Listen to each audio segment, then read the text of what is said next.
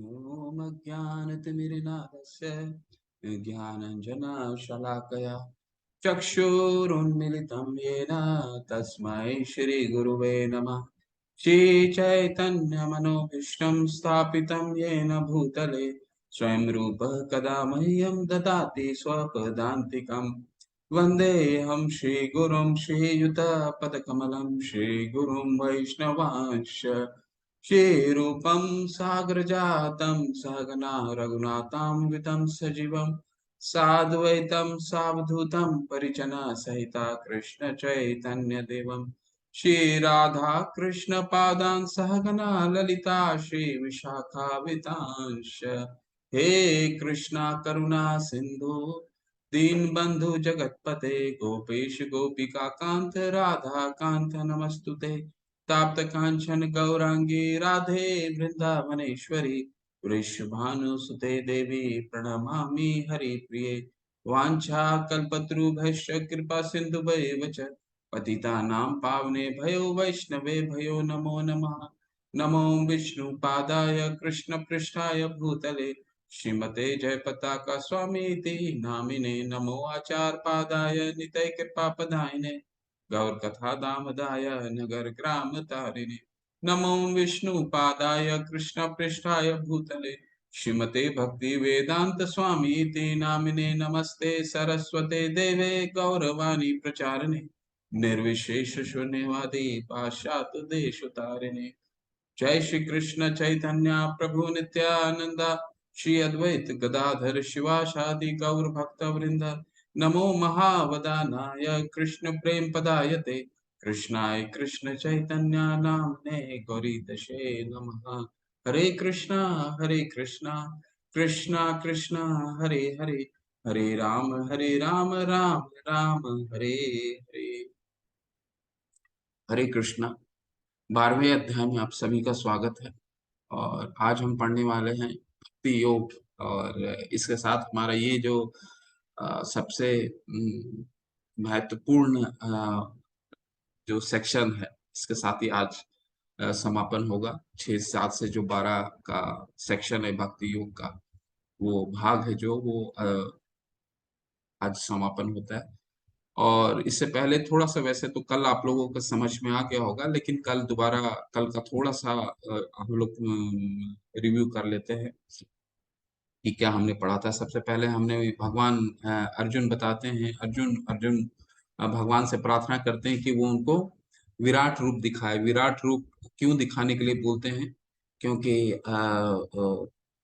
वो एक उदाहरण, एक दृष्टांत प्रस्तुत करना चाहते हैं, क्योंकि उन्हें मालूम है अर्जुन जो है वो हमें रिप्रेजेंट कर रहे हैं। तो आने वाला समय का ज्ञात है उनको कि आने वाले समय में ऐसे कई लोग कलयुग में होंगे जो ये बोलेंगे कि मैं भगवान हूँ, मैं भगवान हूँ, मैं भगवान हूँ।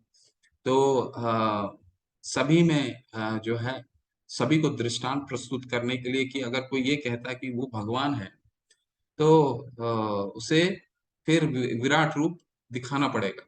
ठीक है, तो इसलिए अर्जुन विराट रूप दिखाने के लिए भगवान को बोलते हैं, और भगवान फिर अपना उनको दिव्य दृष्टि देखते हैं। क्योंकि दिव्य दृष्टि क्यों देखते हैं? क्योंकि वो जो उनका विराट रूप रहता है, वो भगवान बताते हैं 1000 सूर्य की जो रोशनी होती है, वो सूर्य रोशनी का तेज के समान उनका वो रूप था। तो उसको देखने के लिए तो सामान्य नेत्रों से, सामान्य चक्षुओं से तो देखा नहीं जा सकता। तो इसके लिए भगवान उनको दिव्य दृष्टि देते हैं, और फिर वो अपने विराट रूप दिखाते हैं। विराट रूप में अनंत अनंत देवी देवता, वो सारे सुसज्जित सजे हुए, माला ग्रहण किए हुए। तो 10वें अध्याय में बताते हैं ना भगवान, न मैं विदुम स्वर्गा न प्रभव न महर्षि। तो यानी कि ना मुझे देवता गण ना ही महर्षि समझ पाते हैं। क्यों? अहम आदि देवानाम महर्षि नाम च सर्वशा। क्योंकि वो मेरे अहम आदि, मेरे से ही उत्पन्न होते हैं। 10वें अध्याय में उन्होंने बताया था, और यहाँ 10वें अध्याय में बताया, और 11वें अध्याय में उसको करके भी दिखा दिया कि ठीक है। तो प्रैक्टिकल भी, फिजिकली भी दिखा दिया कि मैं सिर्फ सैद्धांतिक रूप से नहीं बता रहा हूँ, ये मेरे में है भी। तो ऐसे कई लोगों के लिए ये होगा कि वो जो कह रहे हैं, भगवान जो कहा उन्होंने वो करके भी दिखाया। ठीक है, कई देवी देवताओं का वो दिखा उसमें। इसके बाद अनंत पेट, अनंत मुख, ठीक है, अनंत उनके शरीर के अनंत भाग दिख रहे हैं उस विराट रूप में, और अर्जुन बता रहे हैं कि उसका कहाँ मध्य है, कहाँ अंत है, कहाँ शुरू होता है, मैं कुछ भी नहीं देख पा रहा हूँ। और ये सारा जो दृष्टांत हो रहा है वो सिर्फ रथ में बैठे बैठे हो रहा है, कहीं जाने की कोई आवश्यकता नहीं है ना। वहीं रथ में बैठे बैठे अर्जुन सारा भगवान का विराट रूप देख पा रहे हैं, और विराट रूप में सिर्फ वर्तमान नहीं देख पा रहे हैं, वो आगे क्या बीत चुका है, भूत और अभी भूतकाल में क्या बीत चुका है, वर्तमान क्या हो रहा है, और आगे आने वाला भविष्य जो है वो भी दिखाते हैं भगवान कल अपने अ, काल अवतार में। काल के जो अवतार हैं भगवान बता दिखाते हैं कि देखो उनके दांतों से सारे जो उनके विरोधी पक्ष के लोग हैं, उसमें चाहे वो भीष्म देव हो, द्रोण हो, कर्ण हो, जयद्रथ हो, जितने लोग थे सारे वो चूर्णित होकर के मृत हो रहे थे। तो भगवान बता रहे हैं कि मैं काल के रूप में विनिष्ट करने वाला हूँ। तो वो भी सेकंड रूप दिखाते हैं काल के रूप में। और इसके बाद फिर बताते हैं देखो ये तो ऑलरेडी इनकी यहाँ मृत्यु तो तय है, लेकिन तुम क्या करो, इनको मैं मारने वाला हूं, लेकिन तुम क्या करो, तुम इनको मार करके एक यश अर्पित करो, यश अर्जित करो। तो भगवान क्या है, भक्तों को यश दिलाते हैं। जैसे रामायण में भी हनुमान जी को यश दिलाए थे, ठीक है, उसी तरह नरसिंह देव भी प्रहलाद महाराज को यश दिलाते हैं। उसी तरह भगवान यहाँ पे अर्जुन को यश देने के लिए कह रहे हैं कि ये तो ऐसे भी मरने वाले हैं, इनका तो कोई किसी ना किसी रूप से मरेंगे ही ये तो तुमको मैंने भविष्य दिखा दिया है, तुम बस इसका निमित्त मात्र बनो, ठीक है। और इसके बाद फिर अर्जुन बहुत ही डर जाते हैं, भयभीत हो जाते हैं वो देख करके। और इसके बाद अर्जुन प्रार्थना करते हैं कि मुझे अपने वही चतुर्भुज दिखाइए, वही द्विभुज रूप दिखाइए। तो भगवान फिर वो रूप दिखाते हैं, ठीक है। और इसके बाद वो अंत करते हैं दो बहुत ही महत्वपूर्ण श्लोक से, जो भगवान बताते हैं केवल मुझे भक्ति, अनन्य भक्ति के द्वारा ही मेरे इस रूप को देखा जा सकता है। क्या बताते हैं भगवान, भक्त्या त्वनन्या शक्या अहम एवं विदो अर्जुना ज्ञातुम दृष्टुम च तत्वेन प्रविष्टुम च परम तप। इसके बाद मत कर्म कृत मत परमो मत भक्त संग वर्जिता निर्वैर सर्वभूतेषु न सह माम यह स मामेति पांडवा। इससे केवल और केवल मुझे भक्ति के द्वारा ही ये रूप मेरा देखा जा सकता है। कौन सा रूप, भगवान के श्याम सुंदर द्विभुज रूप। वो असुर नहीं देख पाएंगे, वो सिर्फ भक्ति के द्वारा ही देखा जा सकता है, ठीक है। इसके साथ ही वो अंत करते हैं वो अध्याय का कि, और ये जो अध्याय है, तो भगवान ने तो बता दिया कि केवल मुझे भक्ति के द्वारा ही समझ सकते हो, 11वें अध्याय में। भक्ति के अलावा और कोई भक्त्या त्वनन्या शक्या हम एवं विदो अर्जुना, बिना भक्ति के तुम मुझे देख नहीं सकते हो। यहाँ पे अर्जुन का एक नए तरह से प्रश्न आता है, एक नया संशय आता है। क्या संशय है, पढ़ते हैं। अर्जुन उवाच एवं सतत युक्ताम ये भक्त्वा त्वां पर्युपासते ये चाप अक्षर अव्यक्तम तेषां के योग वित्तमा। अर्जुन उवाच एवं सतत युक्ताम ये भक्त्वा पर्युपासते ये चापर अक्षर अव्यक्तम तेषां के योग वित्तमा। अर्जुन ने पूछा, जो आपकी सेवा में सदैव तत्पर रहते हैं, यह जो अव्यक्त निर्विशेष ब्रह्म की पूजा करते हैं, इन दोनों में से किसे अधिक पूर्ण या सिद्ध माना जाए। तो इस अध्याय में, इस अध्याय की शुरुआत अपने अर्जुन जो है फिर संशय से करते हैं। क्या संशय है उनके मन में, कि ठीक है भगवान आपने तो मुझे बता दिया कि भक्त्या त्वनन्या शक्या, सिर्फ आपको भक्ति के द्वारा जाना जा सकता है। अब मुझे ये बताएं, क्या भक्ति किस तरह आपके साकार रूप को करना है या आपका निराकार रूप को करना है, दोनों में श्रेष्ठ कौन है, ये आप बताइए। और मेरी स्थिति क्या है, वो अपना भी स्थिति जानना चाह रहे हैं कि जो मैं भक्ति कर रहा हूँ आपकी, वो भक्ति किस में आएगा, या साकार में आएगा या निराकार में आएगा, ठीक है। तो प्रभुपाद जी पहले ये समझ लेते हैं, ये निराकार है। जो भगवान का निराकार का क्या मतलब हुआ, कि जो भगवान की जो शरीर है, शरीर से निकली हुई कांति जो रोशनी है, जैसे बल्ब से जो लाइट निकलता है, ठीक है, तो वो लाइट, भगवान के शरीर से जो कांति निकलती, हम 14वें अध्याय में पढ़ेंगे, ब्रह्मो ही प्रतिष्ठा अहम, यानी वो जो तेज भगवान 14वें अध्याय के अंत में बताएंगे, ये जो तेज कांति निकल रही है वो भी मेरे शरीर से है, तो ये निराकार हो गया। ठीक है, और ये हो गया साकार। तो भगवान अर्जुन अब ये पूछना चाह रहे हैं कि दोनों में श्रेष्ठ कौन सा है। तो प्रभुपाद जी देखिए क्या समझाते हैं। सामान्यतः अध्यात्मवादी को दो श्रेणियों में विभाजित किया जा सकता है, निर्विशेषवादी तथा सगुणवादी। निर्विशेषवादी कौन हुए?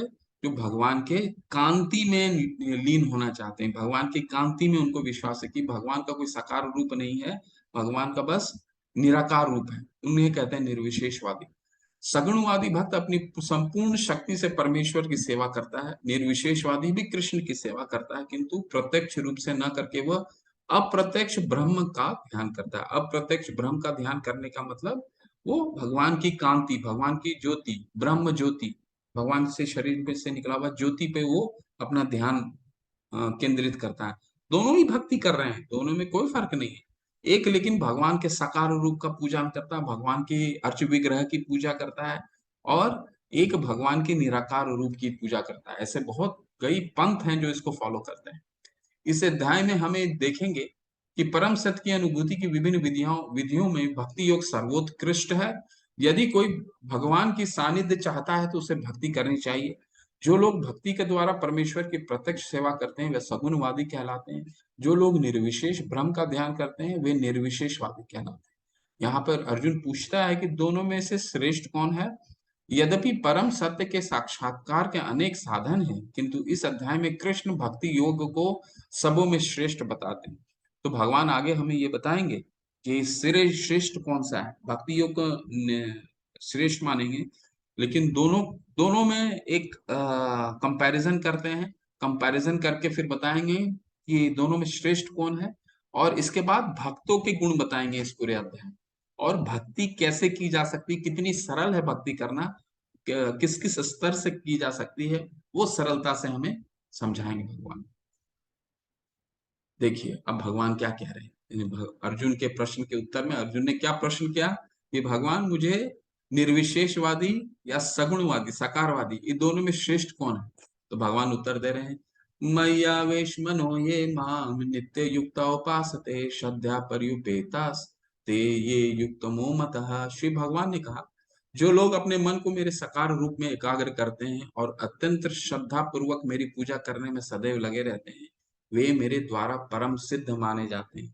तो भगवान अभी पहला साकार रूप के बारे में वर्णन करेंगे। क्या भगवान को वो क्या कह रहा है, भगवान क्या कहने का प्रयास कर रहे हैं। भैया भगवान कह रहे हैं, मैया वेश मनो ये मां। मैया वेश यानी मेरे साकार रूप में जो मेरा मन एकाग्र करता है, यानी जो चित्र में दिख रहा है आपको, वो चित्र में, ठीक है, वो भगवान का एक साकार रूप में, भगवान के अर्च विग्रह में जो अपना मन एकाग्र कर रहा है। अर्च विग्रह में एकाग्र करके क्या कर रहा है, भगवान के मंदिर की सफाई करता है, फिर भगवान को सजाता है, ठीक है, भगवान के लिए बाजार से सामान खरीद के लाता है, सब्जियां खरीद के लाता है, सारी चीजें खरीद के लाता है, फिर उसे भोग को बनाता है, प्रसाद को बनाता है, फिर भोग अर्पित करता है, भगवान के लिए ग्रंथ पढ़ता है, भगवान की लिखी हुई जितने ग्रंथ हैं, भगवान द्वारा दिया हुआ जितना शास्त्र है वो ग्रहण करता है, भगवान के लिए गाना गाता है कीर्तन के रूप में, इसके बाद भगवान के आगे नृत्य करता है, ठीक है, श्रवण करता है।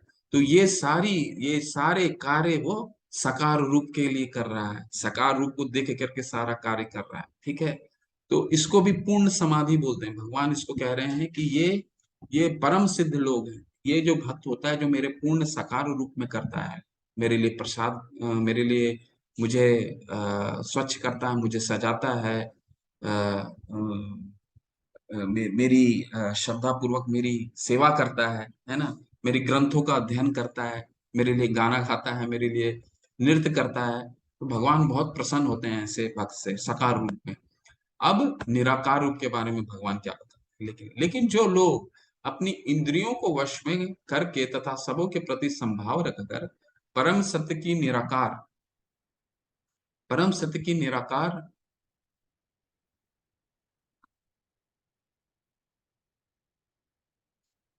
परम सत्य की निराकार कल्पना के अंतर्गत उस अव्यक्त की पूरी पूरी तरह से पूजा करते हैं, जो इंद्रिय की अनुभूति के परे हैं, सर्वव्यापी हैं, अकल्पनीय हैं, अपरिवर्तनीय हैं, अचल तथा ध्रुव हैं। वे समस्त लोगों के कल्याण में संलग्न रहकर अत्यंत अंततः मुझे प्राप्त करते हैं। तो भगवान इनको भी बोल रहे हैं कि वो श्रेष्ठ हैं। ये भी ये भी भगवान को प्राप्त करते हैं। ये क्या करते हैं, ये क्या क्या प्रोसेस करते हैं फॉलो? ये कहते हैं भगवान के निराकार रूप में भगवान का ध्यान करते हैं। हमने पढ़ा था ना ध्यान योग, तो 8 चरण होते हैं। क्या क्या होते हैं? यम, नियम, ठीक है, प्राणायाम, यम, नियम, आसन, प्राणायाम, प्रत्याहार, धारणा, ध्यान, समाधि, ये 8 चरण होते हैं। इसमें क्या करता है वो ये प्रोसेस फॉलो करते करते भगवान के परमात्मा के रूप में अपना चित्त एकाग्र करता है। चित्त एकाग्र करने से पहले वो क्या करता है? प्रत्याहार कर, पहले वो इन नियमों को फॉलो करता है, प्राणायाम करता है, फिर अपनी सारी इंद्रियों के दरवाजों को बंद करता है, प्रत्याहार यानी सारी चीजों को बंद कर देता है। वो ऐसे जगह जाकर के ध्यान भगवान में करता है जहाँ पे कोई इंद्र की तुष्टि के लिए कोई सामग्री ना हो। और फिर वो चीजों को, सब चीजों को त्याग देता है, प्रत्याहार करता है। प्रत्याहार करने के बाद धारणा, भगवान में चित्त एकाग्र एकाग्र करता है। फिर पूर्ण रूप से ध्यान करता है। ध्यान करने के बाद वो क्या करता है? वो फिर समाधि यानी भगवान का उसको आत्म साक्षात्कार होता है। ठीक है। तो तो इसमें वो क्या कर रहा है? तो अपनी मन और इंद्रियों को बिल्कुल नियमित करके भगवान के सेवा में अर्पित कर रहा है। तो भगवान कह रहे हैं अंततः वो मेरे को भी प्राप्त करता है, क्योंकि वो समाधि के स्तर में आ जाता है तो मेरा आत्म साक्षात्कार होता है। उसको भगवान दिख जाते हैं ना जब वो समाधि के में पहुंच जाता है। लेकिन उसे वहां भी निरंतर पूजा करती रहनी पड़ेगी तब। ठीक है। तो भगवान बता रहे हैं कि साकार रूप वाला तो परम सिद्ध है ही। जो मेरे साकार रूप में मेरी पूजा कर रहा है वो क्या करता है? मेरे लिए सारा कार्य मुझे सजाता है, मेरे लिए सेवा करता है, मंदिर साफ करता है, भोग अर्पित करता है, श्रवण कीर्तन करता है। और ये निर्विशेषवादी क्या करते हैं? मेरे चित्त पे एकाग्र करते हैं, ध्यान योग करते हैं और फिर मुझे समाधि के द्वारा मुझे प्राप्त करते हैं। अब ये दोनों को इन्होंने बता दिया, दोनों के फीचर्स बता दिए भगवान ने, दोनों को, दोनों के चरित्र बता दिए कि दोनों मुझे प्राप्त करते हैं। अब बताएंगे कि दोनों में सर्वश्रेष्ठ कौन है, जो अर्जुन का प्रश्न है। ठीक है। कलेशो अधिकतर शाम अव्यक्त आसक्त चेतसाम अव्यक्ता ही गतर दुखम दे अवधीर वाप्यते। जिन लोगों के मन परमेश्वर के अव्यक्त निराकार रूप के प्रति आसक्त है, उनके लिए प्रगति कर पाना अत्यंत कष्टप्रद है। देहधारियों के लिए उस क्षेत्र में प्रगति कर पाना सदैव दुष्कर होता है। भगवान ने अपना निर्णय दे दिया यहाँ पे कि देखिए दोनों तो सर्वश्रेष्ठ, दोनों ठीक है, दोनों अंततः मुझे प्राप्त करते हैं, लेकिन जो निर्विशेषवादी हूँ, जो मेरे निराकार ज्योति, मेरे ज्योति पे अपना मन एकाग्र करता है, वो उसको बहुत मेहनत करनी पड़ती है मुझे तक पहुंचने के लिए। क्यों मेहनत करनी पड़ती है? देखिए कुछ कुछ मुख्य मुख्य बिंदु समझने का प्रयास कीजिए इस श्लोक में। भगवान क्या कह रहे हैं कि वो मेरे निराकार रूप में पहले तो चित्त एकाग्र करता है। तो हम, हमारे लिए हम तो अपना जीवन जो हमेशा साकार रूप में देखते हैं, हम हमें निराकार रूप में चित्त लगाना हमारे लिए कितना कष्टप्रद है, क्योंकि हमने निराकार में किसी भी चीज को निराकार रूप में नहीं देखा है। ठीक है। तो हमें निराकार रूप में चित्त लगाना बहुत ही मुश्किल होता है। ठीक है। और जब वो निराकार रूप में भगवान का जब चित्त एकाग्र करता है, ध्यान करता है, तो क्या होता है? वो उसे तो कुछ दिखाई नहीं पड़ता, वो तो सिर्फ एक ब्रह्म की ज्योति है कि बल्ब की लाइट पे अपना ध्यान एकाग्र कर रहा है।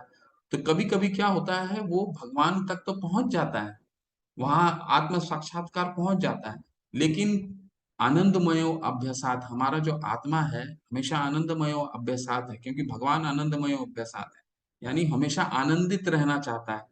ठीक है। अब छोटे बच्चे को, अब जो छोटा बच्चा जो अभी चलना सीख रहा है, उसको आप हाथ में कुछ जब तक चीज नहीं दीजिएगा, तब तक वो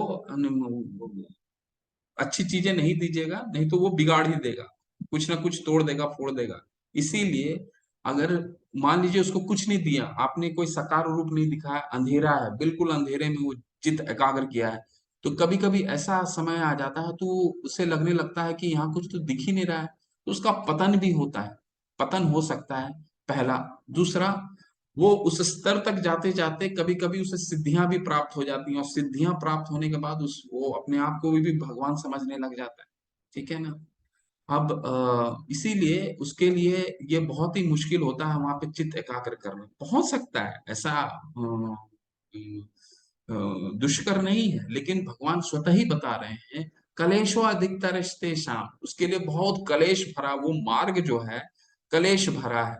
यहाँ क्या है, यहाँ तो भगवान का साक्षात्कार बिल्कुल सामने कर रहा है, भगवान का साकार रूप दिख रहा है।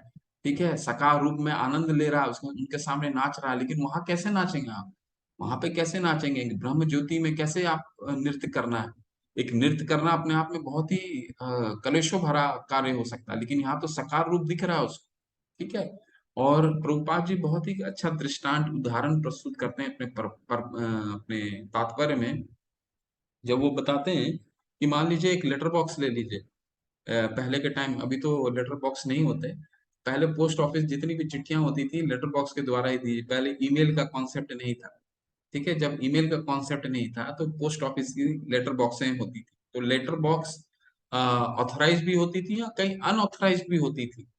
तो प्रभुपाद जी बताते हैं कि अगर आपने कहीं आपको चिट्ठी पहुंचाना है, तो आप क्या करते थे, आप पोस्ट ऑफिस की जो अधिकृत अधिकृत मतलब ऑथराइज्ड लेटर बॉक्स जो होता था, उसी में आप चिट्ठी डाल देते हैं, अनऑथराइज्ड में नहीं डालते थे। अनऑथराइज्ड में क्यों नहीं डालते थे, क्योंकि हो सकता है उसमें पहुंचे, हो सकता है नहीं भी पहुंचे। लेकिन अगर ऑथराइज्ड में आप डालिएगा तो निश्चित रूप से अपने अंतिम गंतव्य को पहुंचेगा ही पहुंचेगा। ठीक है। उसी तरह अगर हम साकार रूप का भगवान का चिंतन और मनन और उसकी सेवा करते हैं, तो हम भगवान का आत्म साक्षात्कार तो बिल्कुल हमें प्राप्त होगा ही, उनकी शरणागति तो प्राप्त होनी ही है। लेकिन अगर भगवान का निराकार रूप जिस तरह अनऑथराइज लेटर बॉक्स है उसमें हो भी सकता है, नहीं भी हो सकता है। ठीक है, ये दृष्टांत बहुत अच्छा भगवान प्रभुपाद जी हमें समझाते हैं। लेकिन ये कैसे संभव है, संभव है अपने गुरु के जितने प्रामाणिक गुरु हैं उनका उनके पथ प्रदर्शन करते हुए, उनका मार्ग का उनको बताए हुए जो मार्ग है उनका अनुसरण करते हुए, श्रवण कीर्तन नमस्कार प्रसादम के द्वारा भगवान को सरलता से समझा जा सकता है। तो भगवान यहाँ पे सकार रूप को श्रेष्ठ बताते हैं निराकार रूप से। अब भगवान इन इनके साथ क्या करते हैं, जो भगवान की भक्ति करते हैं, बहुत सुंदर है ये वर्णन। ये तु सर्वाणि कर्माणि मयि सनस्य मत्परः अनन्येव योगेन मां ध्यानन्त उपासते तेषाम् अहं समुद्धर्ता मृत्यु संसार सागरात् भवामि न चिरत् पार्थ मय्यावेश चेतसाम्। जो अपने सारे कार्यों को मुझ में अर्पित करके तथा अविचलित भाव से मेरी भक्ति करते हुए मेरी पूजा करते हैं और अपने चित्तों को मुझ पर स्थिर करके निरंतर मेरा ध्यान करते हैं, उनके लिए हे पार्थ मैं जन्म मृत्यु के सागर में शीघ्र उद्धार करने वाला हूँ।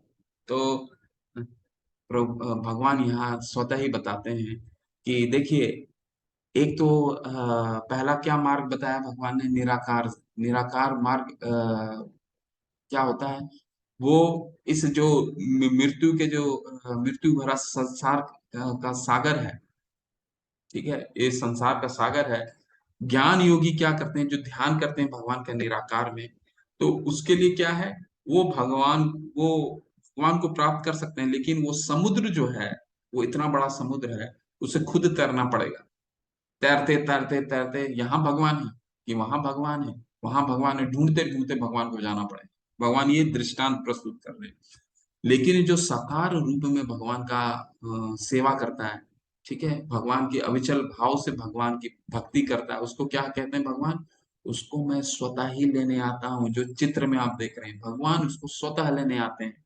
उसे पूरा समुद्र पार करने की आवश्यकता नहीं है, जो ज्ञान योगी ध्यान योगी को आवश्यकता पड़ती है, ज्ञान योगी को जो आवश्यकता पड़ती है। ठीक है, वो कैसे प्राप्त होता है, क्योंकि जो भक्त है वो पूर्ण रूप से भगवान पे शरणागत हो जाता है ना, वो बिल्कुल बच्चा बन जाता है। तो अब जैसे एक बच्चे को, अब छोटा बच्चा जब पूर्ण रूप से अपने माता और पिता पे आश्रित रहता है, तो पूर्ण रूप से माता और उन पे ये रहता है, डिपेंड रहता है, डिपेंडेंट रहता है। तो उसे पूर्ण विश्वास रहता है कि उससे कोई भी गलती उससे होगी या कुछ भी करेगा तो उसके माता और पिता जो हैं, उसके पिता उसे जरूर लेने के लिए और बचाने के लिए आएंगे। ठीक है।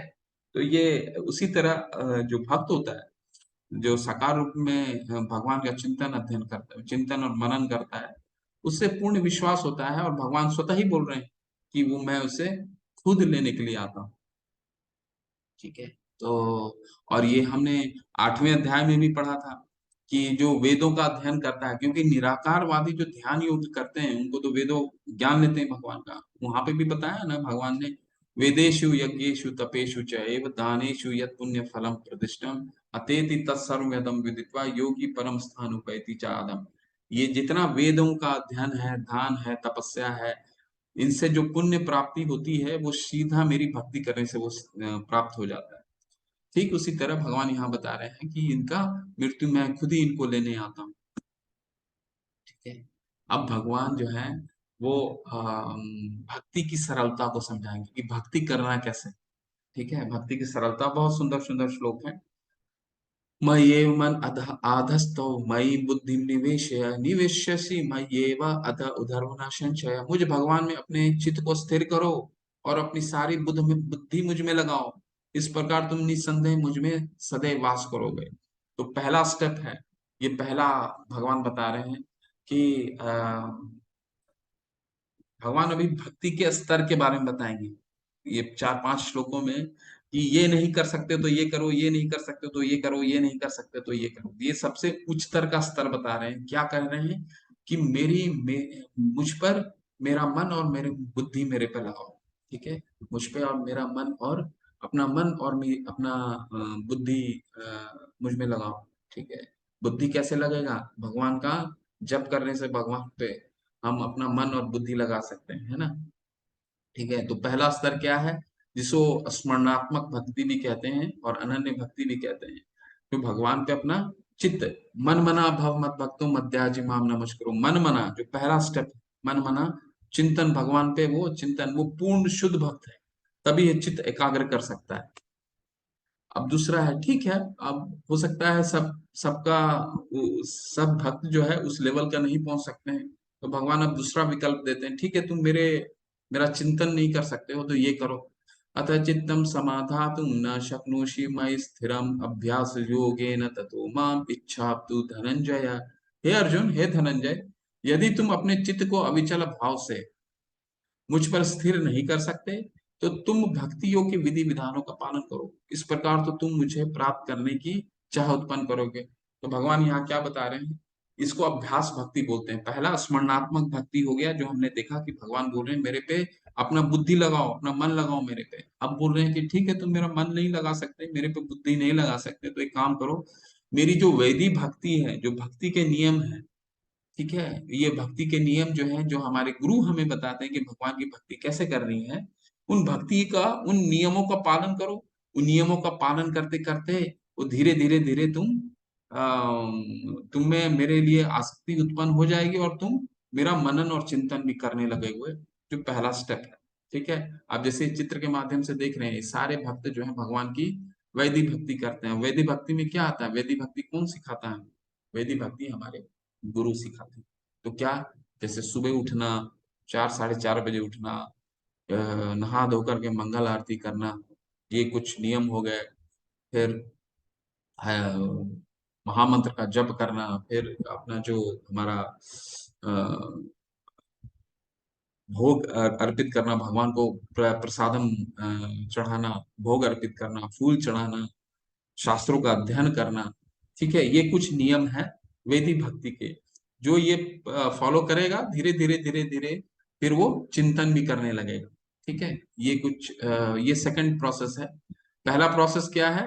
स्मरणात्मक भक्ति। स्मरणात्मक भक्ति अगर नहीं कर पाए तो क्या करना है? चलो कोई नहीं, कोई बात नहीं, भगवान बताते कोई बात नहीं, तुम ये कर लो, तुम मेरी भक्ति के नियमों का पालन कर लो। अब भगवान और सरल कर देंगे। ठीक है, अब ये उनके लिए है जो जो भक्ति के नियमों का भी पालन नहीं कर पाता, उसके लिए भगवान क्या बताते हैं। अभ्यासे अपि असमर्थो असि मद मद कर्म परमो भव मदर्थम कर्माणि कुर्वन्ति संसिद्धिम अवाप्स्यसि। यदि तुम भक्ति योग के विधि विधानों का भी अभ्यास नहीं कर सकते तो मेरे लिए कर्म करने का प्रयत्न करो, क्योंकि मेरे लिए कर्म करने से तुम पूर्ण अवस्था सिद्धि प्राप्त होगे। तो भगवान यहाँ क्या बता रहे हैं, पहला स्टेप क्या बताए हैं, मेरे में चित्त एकाग्र करो। ठीक है, मेरे में मन लगाओ, मेरे में बुद्धि लगाओ। फिर क्या बोलते हैं कि चलो कोई बात नहीं, मेरे पे अगर बुद्धि नहीं लगा सकते, मेरे पे चित्त एकाग्र नहीं कर सकते, तो मेरे लिए भक्ति के नियमों का पालन करो जो हमारे गुरु देते हैं। अब तीसरा स्टेप ये बता रहे हैं कि कोई बात नहीं, अगर तुम भक्ति के नियमों को भी फॉलो नहीं कर सकते, उसको भी नहीं कर सकते, तो तुम एक काम करो, मेरे लिए कर्म करो। तो कर्म करने का क्या मतलब है कि जो लोग प्रचार प्रसार कर रहे हैं, जो भक्त प्रचार भगवान की प्रचार प्रसार कर रहे हैं, वो उनकी सेवा करना। मंदिर निर्माण हो रहा है, मंदिर में निर्माण का कोई कार्य करना, जैसे चित्र के माध्यम से आप देख सकते हैं। ठीक है, तो इनमें हाथ बटाना। ठीक है, तो ये हो गया भगवान के लिए कुछ कर्म करना। ठीक है, भक्तों की सेवा करना, क्योंकि भगवान कहते हैं अगर भक्तों की सेवा, भगवान भक्तों की सेवा से बहुत प्रसन्न होते हैं। ठीक है, भक्तों की सेवा से बहुत प्रसन्न है हो जाते हैं, वो स्वयं स्वयं की सेवा सेवा से ज्यादा प्रसन्न होते हैं भक्तों की सेवा। भक्तों दासानुदास अनुदास, यानी दास के दास के दास के दास के भी वो सेवा ग्रहण करते हैं। ठीक है, तो अब ये तीसरा भी भगवान ने बता दिया, अभी और भी भगवान बताएंगे, ये भी नहीं कर पाए तो। ठीक है, तो ये तो हमने नौवा 27वां श्लोक पढ़ा था, 9वें में। यत करोषि यत अश्नासि यत जुहोषि ददासि यत यत तपस्यसि कौन्तेय मत तत्पुरुषो मदर्पण। यहाँ पे क्या भगवान बताते थे 9वें अध्याय में कि ठीक है, तुम जो भी कुछ खाते हो, जो भी अर्पित करते हो, जो भी दान करते हो, जो तपस्या करते हो, मुझे अर्पित करते हो। तो यही भगवान के लिए कर्म हो गया, है ना। भगवान के लिए कर्म यही हो गया। तो अब चौथे में आते हैं। पहला क्या उन्होंने बताया, दोबारा रिव्यू कर रहा हूँ। पहला आ रहा हूँ, पहला भगवान ने बताया कि मुझ में अपना चित्त एकाग्र करो। ठीक है, चित्त एकाग्र नहीं हो पाता है तो मेरे लिए कर्म, मेरे लिए भक्ति करो। ठीक है, भक्ति भी नहीं हो पाती मेरे लिए, तो मेरे लिए कर्म करो, मेरे लिए मंदिर निर्माण करने में मेरी सहायता करो। जो भी कुछ करते हो मुझे अर्पित करते हुए करो। ठीक है, वो करो। और मेरे लिए कर्म भी नहीं कर पाते हो तो ये ऑप्शन दे रहे हैं। अथैत अथैत अपि अशक्तो अशि कर्तुम् मद्योगम् आश्रितः सर्व कर्म फलम त्यागम ततः कुरु यतात्मना यत आत्मवान। अगर हालांकि आप इस चेतना में काम करने में असमर्थ हो हैं, तो अपने काम के सभी परिणामों को त्याग देने की कोशिश करें और आत्मस्थित होने की कोशिश करें। ठीक है, तो इसमें उसके लिए है, भगवान बता रहे हैं कि देखिए, कई लोगों के परिवार में ये प्रभुपाद जी समझाते हैं कि कलेश मतलब तकलीफ होती है कि पूर्ण रूप से भगवान की वो भक्ति करने में उनके परिवार से कई विरोधाभास आता है, विरोध आता है कि नहीं ऐसे नहीं करो, वैसे नहीं करो, वैसे नहीं करो, तुम ये कर रहे हो साधु बन जाओगे, ये कर रहे हो साधु ये हो जाएगा। तो भगवान उनके लिए भी विकल्प कर रहे हैं। ठीक है, चलो तुम्हें कोई परिवार से कोई प्रॉब्लम आ रहा है, कोई भक्ति करने में दिक्कत आ रही है, तुम मेरे लिए कर्म भी नहीं कर सकते हो, मेरे लिए भक्तों की सेवा भी नहीं कर सकते हो, तो मेरे लिए क्या करो, अपने कर्म का फलों का त्याग करो मेरे पे। फल का त्याग मतलब मान लीजिए हम कुछ कमाते हैं, हमें तनख्वाह आती है, सैलरी आती है, तो सैलरी का कुछ भाग जो है वो हम भगवान की सेवा में लगा सकते हैं। भगवान के लिए डायरेक्टली हम कोई कर्म नहीं कर रहे हैं, लेकिन अपने फल को भगवान के लिए लगा रहे हैं। ठीक है, अम, या फिर भगवान की तुष्टि के लिए कई लोग क्या करते हैं, अस्पताल का निर्माण करते हैं, जिनके पास धन है। और कहने का तात्पर्य है जिसके पास जिस तरह का फल है, वो भगवान को वो फल को अर्पित कर देना। ठीक है, तो ये चौथा ऑप्शन भगवान ने बताया। और अब भगवान बताएंगे ठीक है, अब तुम अपने कर्म का फल का त्याग भी नहीं कर सकते हो तो क्या करो, ये ऑप्शन है। श्रेयो हि ज्ञान अभ्यास यद ज्ञानम ध्यानम विशिष्यते ध्यान कर्म फलम त्यागम सत अज्ञाछन्ति अनंतरम। यदि आप इस अभ्यास में नहीं जा सकते हैं तो अपने आप को ज्ञान में संलग्न करें। ज्ञान से बेहतर हालांकि ध्यान है, और ध्यान से बेहतर काम के फल का त्याग है। इस तरह के त्याग से मन की शांति मिल सकती है। तो भगवान अब चौथा ऑप्शन बता रहे हैं।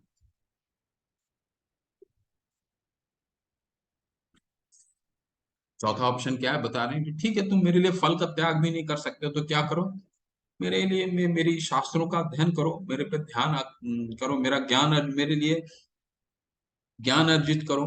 जब ज्ञान अर्जित करोगे, एक ना एक दिन तुम्हारा ऐसा मन हो जाएगा कि मेरे लिए फल का त्याग भी कर दोगे। फल का त्याग करते करते एक दिन ऐसा होगा, होने लगेगा कि तुम मेरे लिए कर्म भी करने लगोगे। कर्म करते करते कभी ऐसा हो जाएगा कि मेरी भक्ति को नियमों का पालन भी करने लगोगे।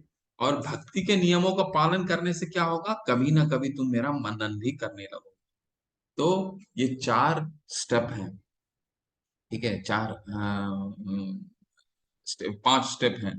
पहला क्या भगवान ने मना, मेरे पे चित्त एकाग्र करो, मेरा चिंतन करो। दूसरा क्या बताया, ठीक है मेरा चिंतन नहीं होगा, मेरी भक्ति करो, वेद भक्तियों का भक्ति के नियमों का पालन करो जो गुरु हमें देते हैं। तीसरा क्या बताया उन्होंने, तीसरा ये बताया कि मेरे पे अगर तुम भक्ति भी नहीं कर सकते हो तो मेरे लिए कर्म करो। कर्म भी नहीं कर सकते हो तो फल का त्याग करो, कर्म के फल का त्याग करो। और फल का त्याग भी नहीं कर सकते हो तो ज्ञान अर्जित करो, वेदों का शास्त्रों का अध्ययन करो। ठीक है, तो ये पांच तरीके भगवान बताते हैं, ये नहीं तो ये नहीं तो ये नहीं तो ये नहीं तो ये।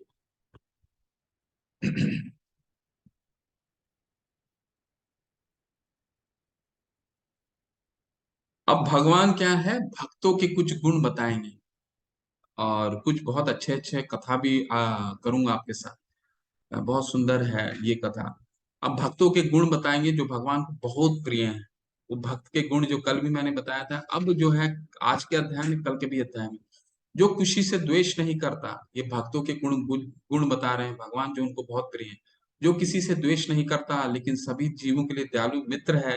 जो अपने को स्वामी नहीं मानता और मिथ्या अहंकार से मुक्त है। जो सुख दुख में संभाव रहता है, सहिष्णु है, सदैव आत्मतुष्ट रहता है, आत्म संयमी है, तथा जो निश्चय के साथ मुझमें मन तथा बुद्धि को स्थिर करके भक्ति में लगा रहता है, ऐसा भक्त मुझे अत्यंत प्रिय है। तो क्या भगवान बता रहे हैं, बिल्कुल आत्माराम। आत्माराम क्या होता है, जो बिल्कुल शांत है, धीर है, सुख और दुख में सम्मान रहता है। ठीक है, किसी से ईर्ष्या नहीं करता, द्वेष नहीं करता।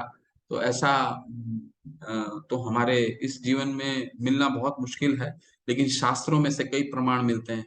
जैसे आप चित्र के माध्यम से देख सकते हैं कि भगवान के सबसे उनके बाल्यकाल के सबसे घनिष्ठ मित्र सुदामा, बिल्कुल आत्माराम, उनके बहुत दरिद्र थे। उनके पास बिल्कुल कुछ भी, बहुत धन की कमी थी, लेकिन बिल्कुल आत्माराम थे।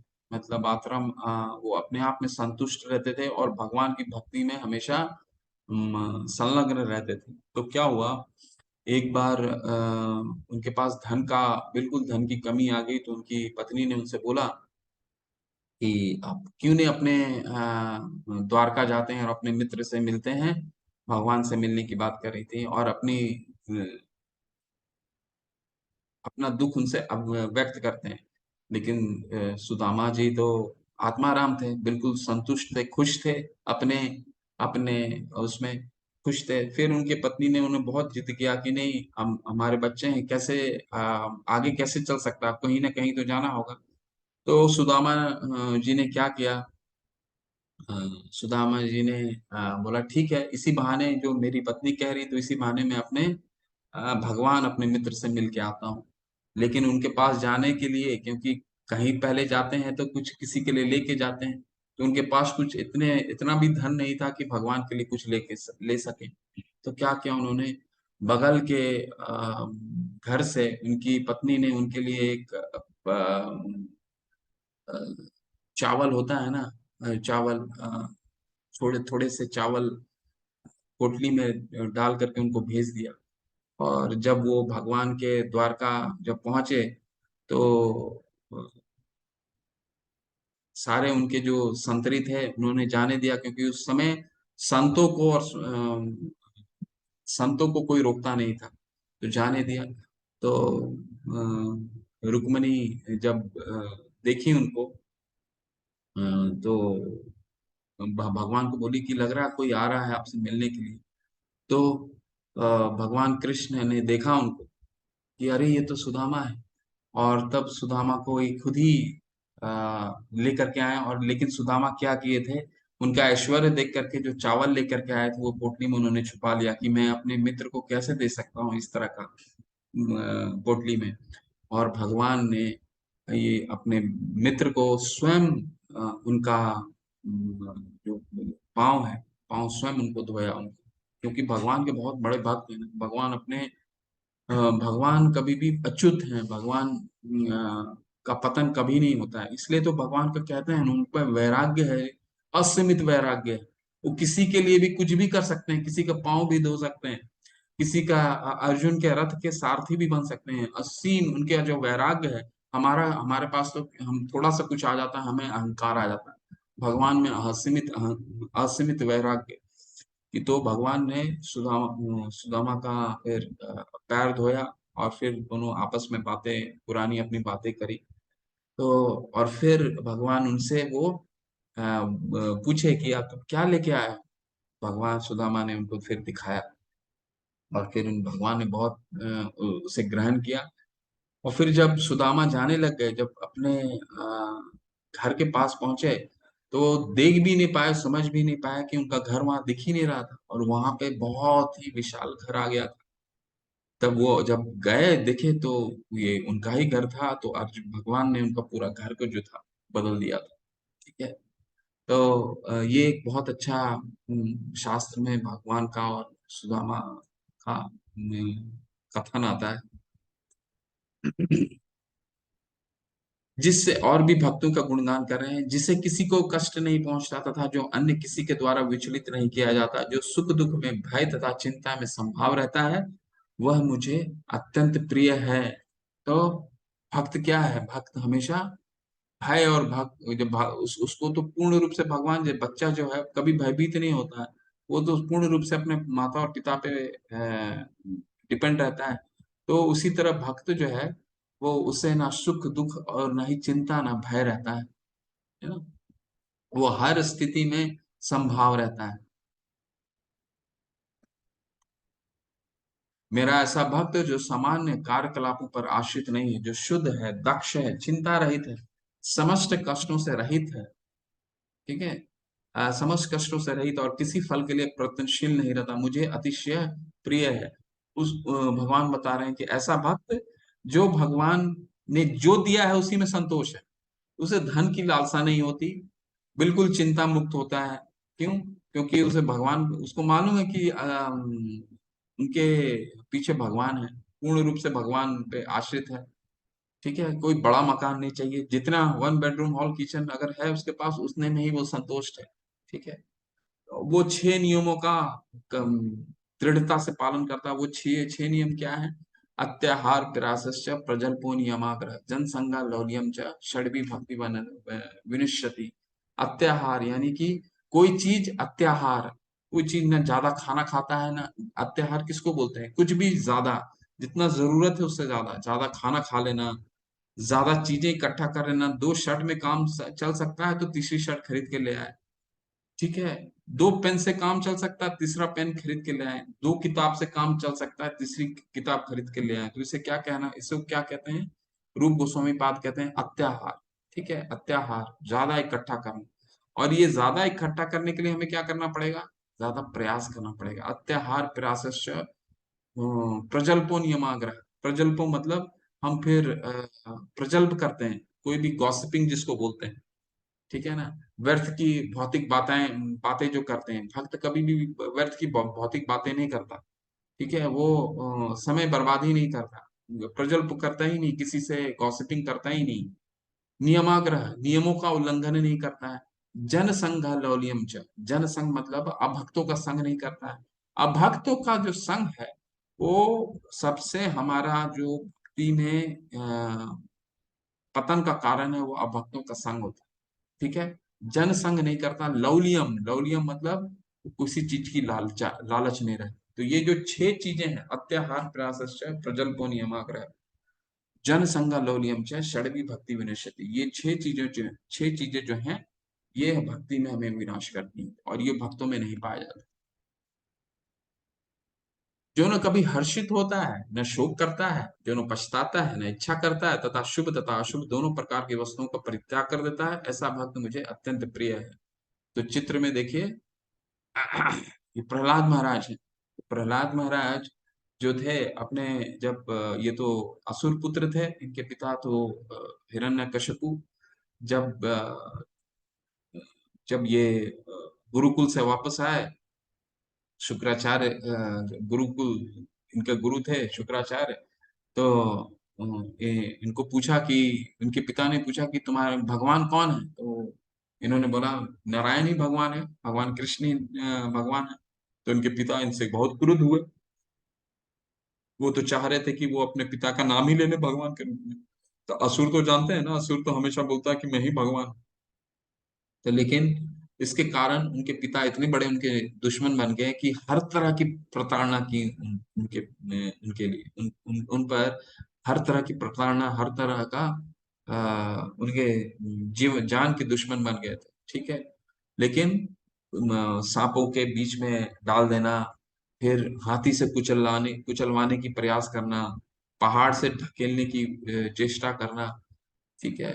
आग में उनकी बहन के साथ आग में बिठा दिया था उन्होंने। तो ऐसा कई प्रताड़ना किए, लेकिन प्रहलाद महाराज क्या, भगवान ने जब उनसे जब भगवान आए, जब इनको बांध दिया था, क्या नाम है ना, पिलर से जब बांध दिए थे इनके पिता, बोले, फिर पूछे कि क्या तुम्हारे भगवान यहाँ दिख रहे हैं? बोलते हैं, प्रहलाद महाराज बोलते थे हर जगह भगवान दिखते हैं। ठीक है। बोले क्या तुम जिस खंबे में बंधे हो वहां भी भगवान है? बोले हाँ, यहाँ भी भगवान। फिर वहां से फिर भगवान आते हैं। ठीक है, नरसिंह देव के रूप में आते हैं। और फिर पूछते हैं कि तुम्हें क्या चाहिए? तो वो क्या बोलते हैं कि मुझे सिर्फ आपका शरणागति चाहिए। वो भगवान से कुछ नहीं मांगते। ठीक है, जबकि इतनी प्रताड़ना, अपने पिता के लिए भी कुछ नहीं मांगते वो। ठीक है। तो ये होता है भक्तों की निशानी। जो मित्र तथा शत्रुओं के लिए समान है, जो मान तथा अपमान, शीत तथा गर्मी, सुख या तथा दुख, यश तथा अपयश में संभाव रखता है, जो दूषित संगति से सदैव मुक्त रहता है, जो सदैव मौन और किसी भी वस्तु में संतुष्ट रहता है, जो किसी प्रकार के घर बार की परवाह नहीं करता, जो ज्ञान में दृढ़ है और जो भक्ति में संलग्न है, ऐसा पुरुष मुझे अत्यंत प्रिय है।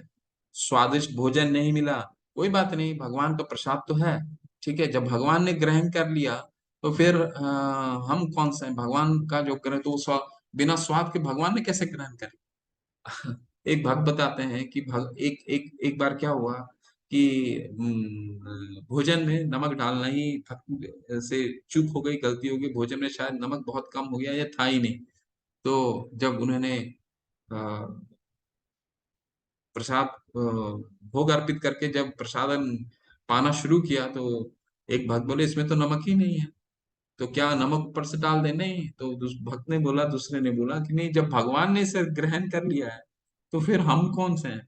तो फिर वो तो स्वादिष्ट यूं ही वो स्वतः ही स्वादिष्ट हो जाता है। तो स्वादिष्ट भोजन मिला नहीं मिला कोई बात नहीं। ठीक है। तो सुख दुख के, जितना सुख दुख गर्मी सर्दी, ऐसा नहीं है कि उससे सुख दुख गर्मी सर्दी नहीं लगता, वो इससे परे हो जाता है। गर्मी 40 डिग्री का टेम्परेचर में जा रहा है, लेकिन उसे गर्मी का एहसास होता है, कम हो जाता है इसे। ठीक है। क्योंकि हर समय उसे भगवान का स्मरण है। अब ये जैसे ये आप चित्र में देख रहे हैं, बहुत अच्छा कथा कथा आता है दुर्वासा मुनि का। दुर्वासा मुनि बहुत क्रुद्ध हुआ करते थे, उसमें उनमें बहुत क्रोध आता था, बहुत जल्दी क्रोधित हो जाते थे। तो एक बार क्या हुआ कि एकादशी का व्रत था, और एकादशी का व्रत, ये अम्बरीश महाराज हैं, जो भगवान के बहुत बड़े भक्त होते हैं। तो अम्बरीश महाराज दोनों ने एकादशी का व्रत किया था। तो सुबह पारण का टाइम था, तो दुर्वासा मुनि जो थे वो स्नान करने चले गए, और स्नान करते करते बहुत लेट हो गया, और पारण का समय निकला जा रहा था। तो उन्होंने अम्बरीश महाराज ने जल ग्रहण कर लिया। लेकिन ये तो दुर्वासा मुनि बहुत ही शक्तिशाली ऋषि थे। इनको एहसास हो गया कि अम्बरीश महाराज ने व्रत का पालन कर लिया। ये इतने क्रुद्ध हो गए उनको देख करके कि मेरे बिना तुमने कैसे तुमने व्रत तोड़ा। तो फिर अपने बाल के अग्रभाग से उन्होंने एक अग्नि का राक्षस पैदा किया है, जो चित्र में देख रहे हैं, ताकि उनको इनको सर्वनाश के लिए अम्बरीश महाराज को। लेकिन अम्बरीश महाराज तो भगवान के बहुत बड़े भक्त थे, भगवान की भक्ति करी उन्होंने, भगवान के भक्त थे, तो भगवान का सुदर्शन आया और फिर इस राक्षस का अंत किया। राक्षस का अंत ही नहीं किया, इनको सारा 1 वर्ष तक दुर्वासा मुनि को वो सुदर्शन दौड़ाता रहा। ये भगवान के शरण में भी गए, लेकिन भगवान ने बोला मैं कुछ नहीं कर सकता, अबे जो कुछ करेगा वो अम्बरीश ही करेगा। तो ये फिर दुर्वासा मुनि अम्बरीश महाराज के पास आए, उनसे क्षमा याचना की, और फिर उनको भगवान से, उनके सुदर्शन से उनसे छुटकारा मिला। तो कहने का तात्पर्य यह है कि अम्बरीश महाराज जो थे वो बिल्कुल विक्षुब्ध नहीं हुए, चाहे कितना बड़ा भी राक्षस आ गया, है ना। ये सबसे अंतिम श्लोक है। ये तु धर्म अमृतम इदम यथो युक्तम पर्युपासते श्रद्धा मत परमा भक्तो अस्तित्व में प्रिया। जो इस भक्ति के अमर पथ का अनुसरण करते हैं, जो मुझे ही अपने चरम लक्ष्य बनाकर श्रद्धा सहित पूर्ण रूपेण संलग्न रहते हैं, वे भक्त मुझे अत्यधिक प्रिय हैं। तो भगवान सिर्फ अपने प्रिय भक्तों का ही चर्चा किया है इन्होंने। यहाँ पे क्या बता रहे हैं कि मेरे अमर पथ का अनुसरण करते हैं और मुझे अपना चरम लक्ष्य बनाकर श्रद्धा सहित पूर्ण रूपेण संलग्न रहते हैं। तो एक छोटी सी कथा आती है जो चित्र में आप देख रहे हैं, इनका नाम होता है बिलमंगल ठाकुर। तो बिलमंगल ठाकुर जो होते हैं, ये पहले तो बहुत ही ग्रहित कार्य करते हैं, और गृहनित कार्य इस तरह की एक इनका वैश्या से बहुत आसक्त हो जाते हैं ये। तो जब इनकी पिता की मृत्यु हो जाती है, तो मृत्यु इतने आसक्त होते हैं कि पिता पिता की इनकी मृत्यु होने पर भी जब उनका शव का दहन होता रहता है, उस समय इनकी आसक्ति उतनी रहती है कि उस समय भी वो उनको छोड़ करके उन वेश्या से मिलने जाने के लिए रहते हैं। और काफी बारिश होती रहती है, इतनी बारिश होती है कि उसे नदी को पार करके जो उनका जिनसे आसक्ति रहती है, उनके पास जाना रहता है। तो उस नदी में इतना बहाव तेज रहता है कि उसे पार करना बहुत मुश्किल होता है, फिर भी ये पार कर जाते हैं। ठीक है, पार करके उनके पास पहुंचते हैं। पहुंचने के बाद फिर देखते हैं कि जो जिनसे वेश्या से जिनसे इनकी आसक्ति होती है, ये बहुत क्रोधित हो जाती हैं कि अगर वो बोलती हैं कि तुम इस कंडीशन में भी, इस व्यवस्था में अवस्था में भी तुम मुझसे मिलने आए हो। सोचो, अगर तुम्हारी भक्ति अगर भगवान के प्रति होती तो तुम कहाँ पहुंच गए होते। तो उस समय के बाद वो भगवान के प्रति आकृष्ट हो जाते हैं उस कथन से, और इसके बाद भगवान के प्रति इतने आकृष्ट हो जाते हैं कि फिर वो वृंदावन भगवान की तरफ चले जाते हैं। लेकिन फिर उनसे एक गलती होती है, और एक जगह फिर एक रास्ते में उन्हें एक परिवार मिलता है जिनकी पत्नी पर उनको आसक्त हो जाते हैं। तो उनको दोबारा स्मरण आ जाता है कि भगवान जो ये आंखें हैं, यही उनको तकलीफ दे रहा बार बार। तो उनके माथे से वो पिन निकालते हैं और अपनी आंखों को फोड़ लेते हैं। तो कहने का तात्पर्य, और फिर वो भगवान की भक्ति करने के लिए वृंदावन जाते हैं और संन्यास लेते हैं वहां पे। और उनसे मिलने के लिए डेली उन्हें दूध पिलाने के लिए भगवान स्वयं आते हैं। ठीक है, तो ये बहुत अच्छी कथा है, बहुत विस्तार से कथा आता है, एक छोटा सा आपको बताया।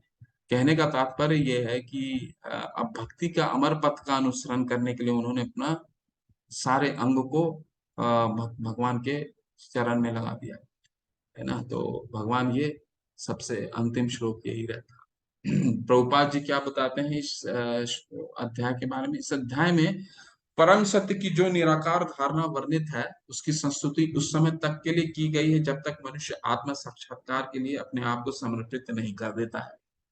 दूसरे शब्दों में, जब तक उसे शुद्ध भक्त की संगति करने का अवसर प्राप्त नहीं होता, तभी तक निराकार की धारणा लाभप्रद हो सकती है।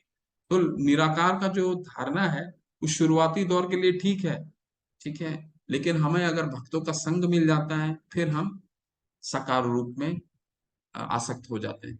परम सत्य के निराकार धारणा में मनुष्य कर्म फल के बिना कर्म करता है और आत्मा तथा पदार्थ के ज्ञान प्राप्त करने के लिए ध्यान करता है। यह अभी तभी तक आवश्यक है जब तक शुद्ध भक्ति संगति प्राप्त न हो। सौभाग्यवश यदि कोई शुद्ध भक्ति में सीधे कृष्ण भावनामृत में संलग्न हो तो उसे आत्म साक्षात्कार के इतने सोपान पार नहीं करने होते। भगवत गीता के मध्य के 6 अध्यायों में जिस प्रकार भक्ति का वर्णन हुआ है वह अत्यंत हृदय ग्राही है। तो प्रभुपाद जी क्या बताते हैं? प्रभुपाद जी बताते हैं कि जिसे जो कृष्ण भावनामृत में है उसे इतना परेशान होने का कोई आवश्यकता नहीं रहता, वो इतना ध्यान करने की कोई आवश्यकता नहीं रहती। वो तो सिर्फ वह भगवान के साकार रूप का चिंतन करता है, भगवान के लिए भोग अर्पित करता है, उनको सजाता है, ठीक है, उनकी मंदिर की सेवा करता है, उनकी अर्श विग्रह का सेवा करता है, उनको फूल अर्पित करता है। इतने करने से ही वो दिन भर भगवान के लिए चिंतन और स्मरण में रहता है। तो उसे भगवान का शरणागति लेने में बिल्कुल कोई कष्ट नहीं होता। और फिर भगवान प्रभुपाद जी ये बता रहे हैं कि जो मध्य के जो 6 अध्याय हैं वो बहुत ही हृदय ग्राही, ठीक है। तो ये इसके साथ ही ये अध्याय समापन होता है और हमारा जो 6 मुख्य अध्याय हैं, 6 जो बीच के अध्याय प्रभुपाद जी भी बता रहे हैं, इसका भी समापन होता है। कल से हम भक्ति योग का अध्ययन करें, ज्ञान योग का अध्ययन करेंगे।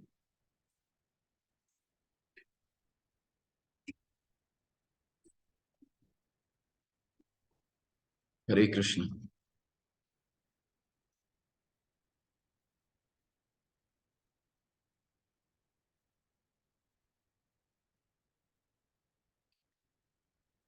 प्रज्ञा माता जी पूछ रहे हैं किस टाइप के कर्म की बात कर रहे हैं भगवान? भक्ति की बात कर रहे हैं। भक्त्या माम अभिजानाति यावं च अस्मि तत्वतः। सिर्फ भक्ति की बात कर रहे हैं भगवान कि जो भी कार्य भगवान के लिए किया जाता है, जैसे मैंने आपको बताया। और 9वें अध्याय में भी भगवान ने बताया ना, यत करोषि यत अश्नासि यत जुहोषि ददासि यत। जो मेरे लिए 4 तरह के नियम बताए ना माता जी, प्रज्ञा माता जी 4 तरह के बताएं। ये नहीं कर सकते तो ये करो, ये नहीं कर सकते तो ये करो। पहला क्या बताया उन्होंने? मेरे लिए में चित्त एकाग्र करो। चित्त अगर नहीं एकाग्र कर पाते तो मेरे लिए भक्ति करो। भक्ति नहीं कर पाते तो मेरे लिए कर्म करो। क्या कर्म करो?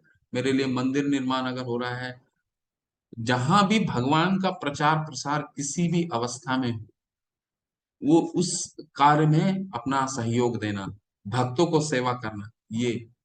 और अगर वो भी नहीं कर पाते हैं तो अपना जो फल है उसका त्याग करो, ठीक है। वो भी नहीं कर पाते हैं फिर ज्ञान अर्जित करो, ठीक है। तो ये कुछ कुछ बता रहे हैं। और क्या पूछ रहे हैं, किसी का क्या प्रश्न है?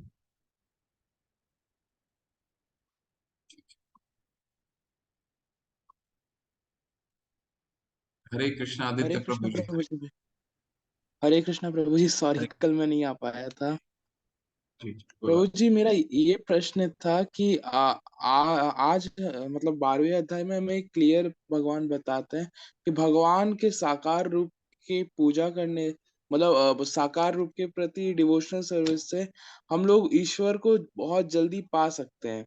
परंतु फिर भी मतलब कई सनातन ऑर्गेनाइजेशन है जो कि ब्रह्म को निराकार बताती है और गीता ज्ञान का उदाहरण देती है, तो ये कहाँ तक सही है? नहीं। प्रभुपाद जी का कोई, अगर आप गीता अध्ययन करेंगे तो प्रभुपाद जी का शायद ही कोई ऐसा तात्पर्य उन्होंने लिखा है जिसमें निर्विशेषवादियों का खंडन नहीं किया उन्होंने। और भगवान तो जी यहाँ पे जी स्वयं बता रहे हैं, कलेशो अधिकतर शेषाम अव्यक्त आसक्त चेतसा, कि ठीक है, उससे भी वो भी मेरे पास आ सकते हैं, आ जाते हैं। भगवान ने उनको गलत नहीं बोला है, वो भी भगवान के भक्त हैं, गलत नहीं है। लेकिन वो मार्ग बहुत कठिन है, वो कलेशों भरा है। कलेशो अधिकतर अस्तेषां, मार्ग गलत नहीं है, वो भी भगवान के भक्त होते हैं। वो साधारण नहीं होते हैं, वो भी भक्त हैं भगवान के। लेकिन वो कलेशों भरा है, उसमें मेरे तक पहुंच भी सकते हैं, नहीं भी पहुंच सकते हैं, और बहुत समय लगता है पहुंचने में। क्योंकि होता क्या है, देखिए भगवान यहाँ खुद ही बता रहे हैं कि वो मेरे अव्यक्त रूप में मेरा चिंतन करते हैं। लेकिन मेरे अव्यक्त रूप में, हाँ, आप एज ए ह्यूमन, हम लोग कोई अव्यक्त रूप में चिंतन कितना दिन तक कर सकते हैं? बहुत मुश्किल है, क्योंकि हमने कोई अव्यक्त रूप देखा ही नहीं। तो भगवान ये कह रहे हैं कि अगर अव्यक्त रूप में आप मेरे तक पहुंच सकते हैं, लेकिन उसमें पतन के चांसेस बहुत हैं, गिरने के चांसेस रहते हैं। क्यों? क्योंकि उसको जब ब्रह्म ज्योति में वो पहुंच जाता है, समाधि लगा लेता है, सारे कष्ट झेल करके समाधि लगा लेता है, भगवान की आत्मा साक्षात्कार हो जाता है, फिर वो उसे आत्मा तो क्या आनंदित होना चाहता है, आनंदमय अभ्यासात है। अब वो अंधेरे में कहाँ किससे आनंद ढूंढेगा? अब यहाँ पे तो वो कीर्तन कर रहा है, वहां तो भगवान की सेवा कर रहा है, तो वो आनंदित है हमेशा। भगवान के लिए प्रसाद बना रहा है, तो हमेशा हर्षित है। लेकिन उस केस में आप वो हर्षित कैसे रहेगा? हो सकता है हर्षित, लेकिन उसके लिए क्या है, वहां पहुंच करके भी भगवान की भक्ति करते रहनी पड़ेगी, फिर वो भगवान तक पहुंचेगा।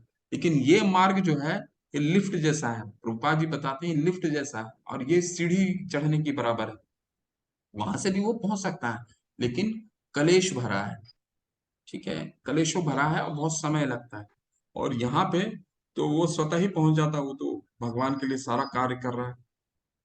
गलत कुछ नहीं है इसमें, भगवान ने गलत नहीं बोला, दोनों के बारे में बताया है कि दोनों पहुंचते हैं, लेकिन एक बहुत ही जल्दी पहुंचता है, और वो श्रेष्ठ है। वो उसमें कलेश नहीं है, इसमें कलेशों भरा है, पतन भी हो सकता है। और एक समय ऐसा भी आ जाता है आदित्य प्रभु, कि उसे कभी कभी क्या होता है, पतन कैसे होता है, वो अपने आप को सिद्ध पुरुष समझने लगता है। कई कई लोग समाधि की अवस्था में आने के बाद क्या है, सिद्धि अर्जित कर लेते हैं। कई 8 तरह की सिद्धियां होती हैं।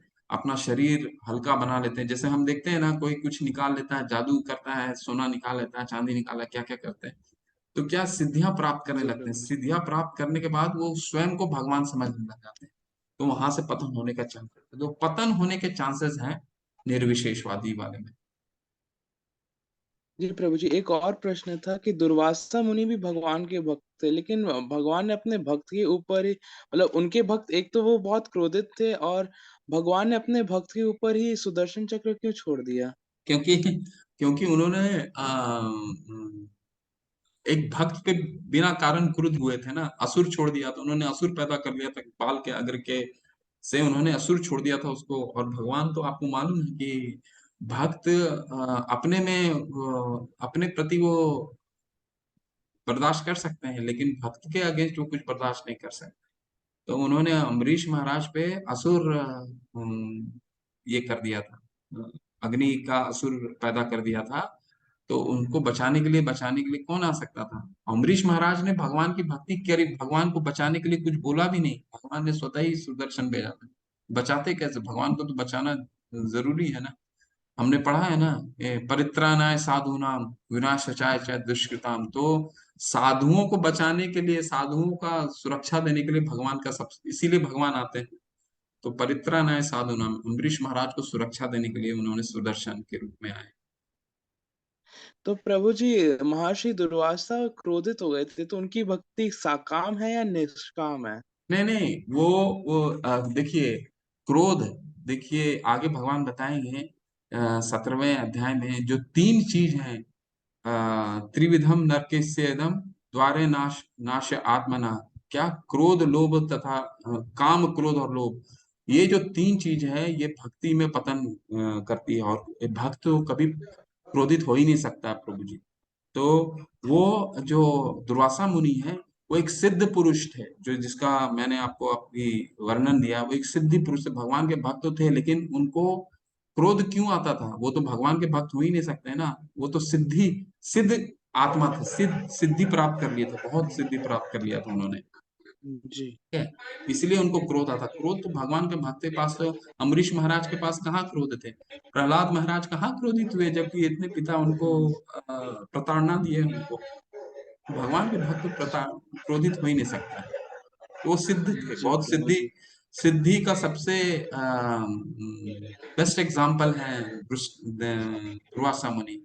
जो भगवान की इतनी वो दुर्वासा मुनि ऐसे थे कि सारे लोकों में विचरण कर सकते थे, सभी लोगों को जा सकते थे। इसके बावजूद वो भगवान के पूर्ण शरणागत नहीं हो पाए, क्योंकि वो सिद्ध पुरुष थे।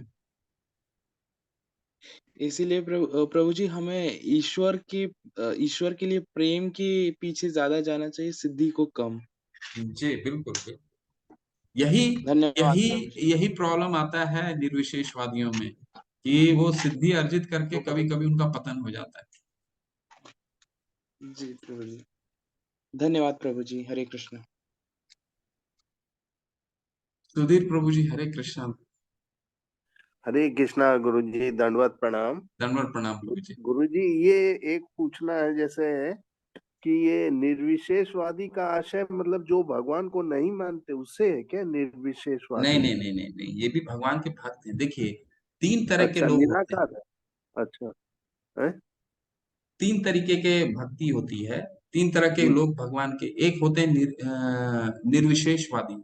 निर्विशेषवादी जो भगवान के निराकार रूप में, यानी भगवान की जो कांति निकलती है ना शरीर से, हाँ हाँ भगवान हाँ के 3 रूप होते हैं, ब्रह्मात्मेति परमात्मेति भगवान इति शब्दते। ब्रह्मा हाँ। जो पहला स्टेज है, जो तो उसमें वो अपना चित्त एकाग्र करते हैं और भगवान की ज्योति पे, और हम्म, एक परमात्मा और एक भगवान, तो 3 प्रकार की भगवान की जो श्रद्धा है 3 तरीके से की जाती है। तो ये हम्म। निराकार जो है भगवान की कांति पे अपना चित्त एकाग्र करते हैं। हाँ, ब्रह्म ब्रह्म ज्योत वाले। हाँ, कि जी, ये ब्रह्म ज्योति। भगवान की ज्योत को ही सब कुछ समझने वाले लोग निराकारी होते जी। हैं। और और वास्तव में वो भगवान का तेजी होता है। वो ईश्वर को वो नहीं समझ पाते, वास्तव में वो भगवान का तेज ही है, भगवान के शरीर से निकलने वाला। भगवान को वो भी समझते हैं प्रभु जी, ऐसा नहीं है। हाँ लेकिन हाँ उसके लिए भी भगवान क्या बोलते हैं कि उसके लिए भी मेरे को, अगर तुम मेरे ब्रह्म ज्योति में पहुंच गए, तो हाँ। वहां भी मेरा निरंतर भक्ति करते रहना पड़ेगा। आगे बताएंगे, ब्रह्म बिल्कुल। भूत प्रसन्न आत्मा न सोचती न कांचती समः सर्वेषु भूतेषु मद भक्ते हम्म, लभते पराम।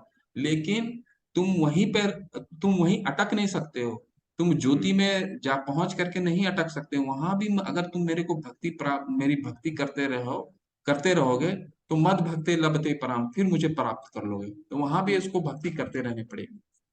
तो ये जो भगवान ने 5 तरीके बताए कि ये नहीं तो ये ऑप्शन अलग अलग दिए, तो सबसे पहले कहा चिंतन करो, मेरा ध्यान करो, तो ध्यान यही ब्रह्म से ही मतलब है उनका नहीं, नहीं, सबसे ध्यान, फर्स्ट स्टेज। नहीं, हाँ नहीं, चिंतन का क्या मतलब हो जाता है कि हाँ। दो तरीके की भक्ति होती है। एक होती है वैदिक भक्ति, एक होती है रागानुगा भक्ति। अब अच्छा। मीरा जो थी हर समय भगवान का, उनको भक्ति करने की आवश्यकता नहीं, वेदी भक्ति को नियमों का पालन करने की आवश्यकता नहीं होती थी। वो हर समय भगवान को अपने स्मरण में देख पाती थी। गोपियां हर समय भगवान को स्मरण कर सकती थी। तो ये हम्म, वो स्टेज है जो भक्ति की विधि विधानों पालन करने से ऊपर उठ चुका है। वो हर समय भगवान को स्वतः ही चिंतन करता है, साकार रूप में। हम्म। तो ठीक है ये वो। कौन सी भक्ति कहलाएगी? ये जो ऊपर उठ चुके हैं मीरा वाली, रागानुराग जी, जी, वाली? जी, जी, रागानुगा भक्ति है प्रभु जी। जो अच्छा। हमारे जितने आचार्य हैं, ये हाँ। भगवान से राग उत्पन्न हो जाता है, मतलब रागानुगा भक्ति, भगवान से प्रेम हो जाता है, पूर्ण रूप से प्रेम अच्छा, हो जाता तो ये इसके अंतर्गत मतलब गोपिकाएं और मीरा ये सब आती थी। है। हाँ, कई आते हैं। गोपियों का तो प्रेम भक्ति जो है सब सर्वश्रेष्ठ सर्वोत्तम। माना जाता है। हाँ हाँ। सर्वश्रेष्ठ माना जाता है। जी। जो जो हमारा आचार है, जो हमारी परंपरा है, उसका हम्म। वो इसी भक्ति के, वो जो भगवान हाईएस्ट लेवल। हाँ। महाप्रभु चैतन्य महाप्रभु आए, वो गोपियों का ही भाव लेकर के आए थे ना। तो ये जो भक्ति, हम जो हमारा जो उद्देश्य होता है, यही जी। भक्ति की प्राप्ति का उद्देश्य है, जो गोपियों हम्म, का भक्ति प्रेम है भगवान के प्रति। हाँ। तो यही मतलब कि पहले चिंतन करो, यदि ये चिंतन नहीं कर सकते तो मेरी भक्ति करो। हाँ, वेदी भक्ति और करो, भक्ति क्योंकि नहीं कर सकते तो मेरे लिए कर्म करो। जी, कर्म में जैसे बताया कि मतलब कृष्ण भावनामृत कर्म करो, यही होता होगा कर्म से आशय। हाँ, जो जो भगवान के प्रचार प्रसार में जो भी कर्म होते हैं, मंदिर का निर्माण करवाना, प्रचार प्रसार, भक्तों का सेवा करना, जिस तरह से भी सेवा कर सकते हैं, भक्तों की सेवा करना, ये हो जाते हैं भगवान के जो कृष्ण भी। भावना भावित कर्म ही समझ सकते हैं, क्योंकि वो तो हमें बंधन में बांधते हैं बाकी के अच्छे कर्म बुरे कर्म। तो बिल्कुल इनको बिल्कुल। कर्म से, हाँ, से कृष्ण भावना भावित कर्म समझ लें। जी जी बिल्कुल और बिल्कुल। फिर यदि ये भी ना कर सको तो कर्म के फलों का त्याग कर दो। कर्मणा, वो जो बताया था एक श्लोक में, है ना। बिल्कुल बिल्कुल। जो लोग कहते हैं कर्म ही पूजा है, वो गलत है कि नहीं। हाँ कर्म कर्मी। के फल से आसक्त न हो, हाँ, यही जी बताया था ना उसमें।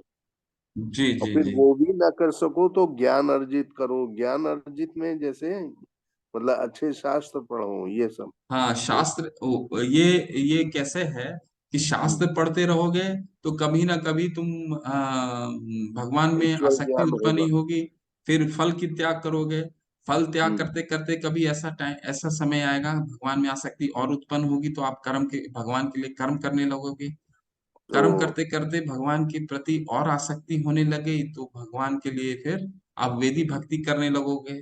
वेदी हाँ भक्ति करते करते करते फिर ऐसा समय आएगा फिर हाँ। कि आपको भगवान पे बिल्कुल आप प्रेम हो जाएगा भगवान से और आसक्त हो जाएंगे और भगवान हम्म को हर समय हम्म। आप चिंतन कर सकते हैं जिसके लिए भगवान 9वें अध्याय में बताए ना मन मना भव मत भक्तो। तो मन मना जो है भगवान पे हर समय मन मना मत हाँ भक्तो मत त्याज इमाम नमस्कुर। मेरे में मन लगाओ चिंतन हम्म। करो। तो हाँ, तो ये फिर वो प्रोसेस है। भौतिक संसार से हमारी डिटैचमेंट होती चली जाएगी धीरे धीरे, है ना। बिल्कुल बिल्कुल बिल्कुल। जी। बड़ा आनंद आता है गुरु जी आपसे सुन के। बहुत ही शांत भाव से आप इतना अच्छे से बताते हैं। हरि हरे बोल। कृष्णा, हरि बोल। शिला प्रभुपाद की जय। हरे कृष्ण। जय हो। हरे कृष्ण। प्रज्ञा माता जी हरि बोल माता जी हरे कृष्ण। बोलिए प्लीज। हरे कृष्ण प्रभु जी। जी हरे कृष्ण माता जी। प्रभु जी, जैसे हम जाप करते हैं जी तो जाप मतलब निराकार भक्ति में आएगा या साकार? मतलब निराकार भक्ति में भी हम ध्यान लगा रहे हैं तो कुछ तो ऐसा होगा ना कि एक मंत्र या एक कोई कुछ लेके जाप लेके हम ध्यान लगाए, तो जाप नहीं किस में आएगा? बिल्कुल साकार है माता जी। क्योंकि आप जब ध्यान करते हैं तो कोई साकार रूप का ही ध्यान करते हैं। मान लीजिए आपने घर में कोई ऑल्टर बना रखा है या तस्वीर बनाया है तस्वीर रखा हुआ आपने या भगवान की अर्च जी विग्रह रखी हुई है या कोई मंदिर का अर्च विग्रह से आपको बहुत लगाव है। तो आप जब भी ध्यान हरे कृष्ण कृष्ण कृष्ण हरे हरे हरे राम राम राम हरे हरे जब भी आप करते हैं तो या वो आपके पास वो तस्वीर हमेशा आ जाती है या वो अर्च जी विग्रह जो प्रभु। आपने घर में रखा है वो आ जाता है या फिर मंदिर में कोई अर्च विग्रह से आपकी आसक्ति हो रखी है वो आ जाता है। तो वो तो भगवान का आप साकार रूप का ध्यान कर रहे हैं। कोई भगवान का ज्योति का तो नहीं कर रहे हैं कोई लाइट का तो नहीं कर रहे हैं। ये सिंपल नहीं ऐसा जी। समझने का प्रयास कीजिए कोई कंफ्यूज मत होइए। बल्ब है और बल्ब का लाइट है।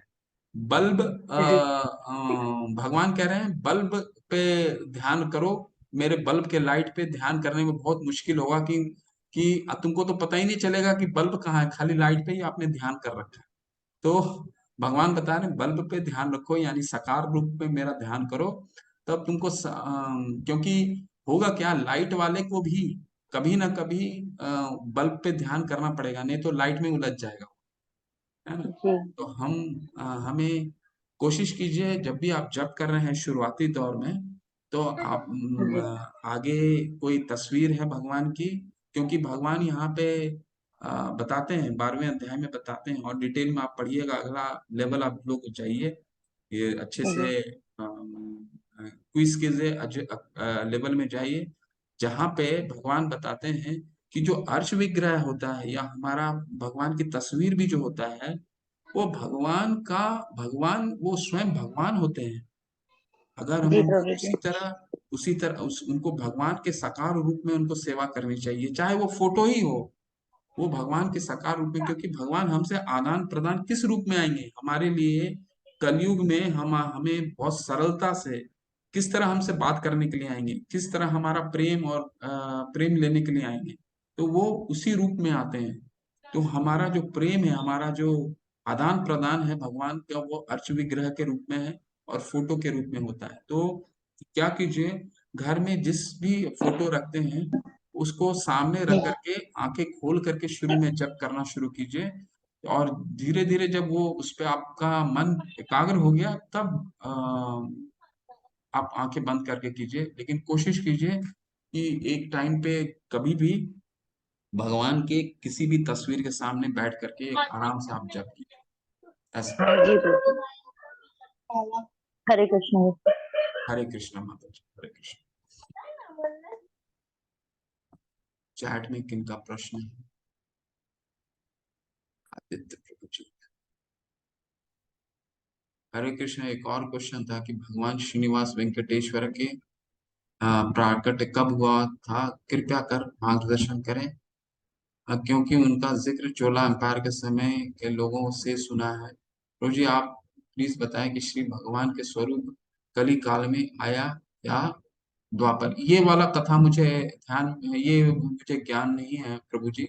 मैं आपको पढ़ के बताऊंगा। वेंकटेश्वर का जो श्रीनिवास वेंकटेश्वर की बात कर रहे हैं, ये आपको बता देता हूँ। क्योंकि उनका जिक्र चोला एम्पायर के समय हुआ, ये मैं पढ़ के बताता हूँ आपको। प्रभु जी आप कैसे बताएं कि श्री भगवान क्या स्वरूप कली काल में आया या द्वापर युग में। क्योंकि उनका जिक्र चोला एम्पायर के समय क्या लोगों से सुना है। प्रभु जी आप प्लीज बताएं कि श्री भगवान का स्वरूप कली काल में आया या द्वापर युग में। ये समझा नहीं आदित्य प्रभु जी आपका पहला प्रश्न का तो मेरे को उत्तर का ज्ञान नहीं है, मैंने इसका अध्ययन नहीं किया है। तो मैं अध्ययन करके आपको जवाब देता हूँ इसका, श्रीनिवास वेंकटेश्वर के बारे में। और दूसरा क्या प्रश्न था आपका, आप अनम्यूट कीजिए तो फिर मैं आपको जवाब दे सकता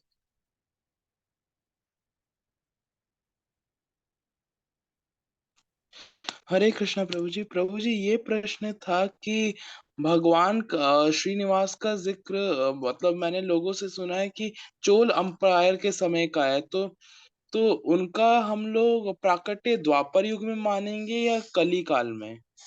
मैंने श्रीनिवास भागवतम में तो नहीं अध्ययन किया है, क्योंकि इनका वो नहीं आता है प्रभु जी। श्रीनिवास का आप जो कह रहे हैं, मैं बाहर कोई ग्रंथ कोई शास्त्र में अगर आता है तो उसको अध्ययन करके बताता हूँ। क्योंकि मैंने अभी तक शास्त्र जो ग्रंथ अध्ययन करा है या फिर अपने आचार्यों या अपने सीनियर डिवोटी से सुना है, कहीं इनका चर्चा नहीं आया है शास्त्र में। तो इसका मैं अध्ययन करता हूँ, सीनियर डिवोटी से डिस्कस करता हूँ, फिर आपको इसका उत्तर दूंगा। जरूर प्रभु जी, धन्यवाद प्रभु जी सपोर्ट के लिए। हरे कृष्ण।